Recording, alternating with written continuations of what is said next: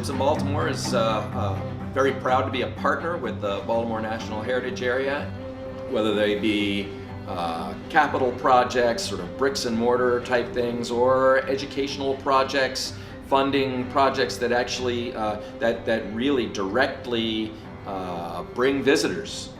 That is the power of the heritage area. Historic Ships in Baltimore is a collection of 4 ships and a lighthouse spanning from the 1850s all the way up to the 1980s. The collection includes USS Constellation, the Coast Guard cutter Taney, the submarine Torsk, the lightship Chesapeake, and the 7-foot Knoll Lighthouse. So we were very pleased to receive a Baltimore Heritage Area grant for the dry docking of USS Constellation and USS Torsk, and we performed that dry docking in 2011.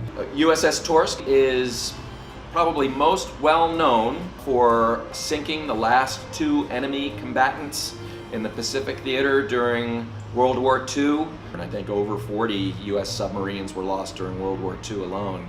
In a lot of ways, she's a memorial to those vessels. We did a lot of work on Torsk around what is called the splash zone, or the area right around the waterline. That's usually the area on a steel ship that gets the most wear and tear.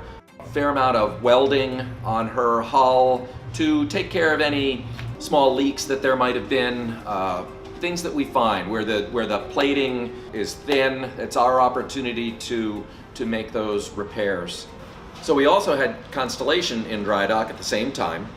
Probably her most important voyage was when she was sent to the coast of Africa as the flagship of the U.S. African Squadron, basically charged with capturing vessels that were engaged in the illegal slave trade.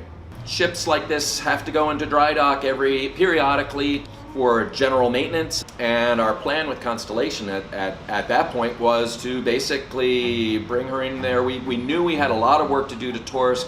What we had planned to do on Constellation was basically to clean the bottom, do an inspection, do a little bit of caulking, and unfortunately we found a little bit of rot in her hull. And that rot, that little bit that we found, turned into a really big hole in her side. And we got about a week or so into that, and we had to say, basically, stop, let's patch it up, and let's plan for a second dry docking. So the dry docking that we did in 2011 was very timely.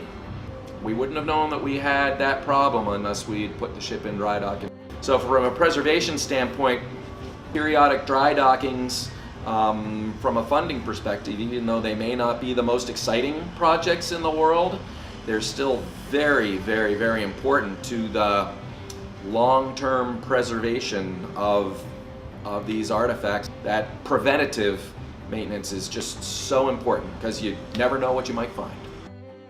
We have taken advantage of programs of the heritage area on a number of occasions, and every little bit helps. And it really doesn't matter how large or small. The main thing is that we work together to kind of put together these projects and the funding for them, work together as partners, and to be quite honest, I think that's been the great success of the heritage area.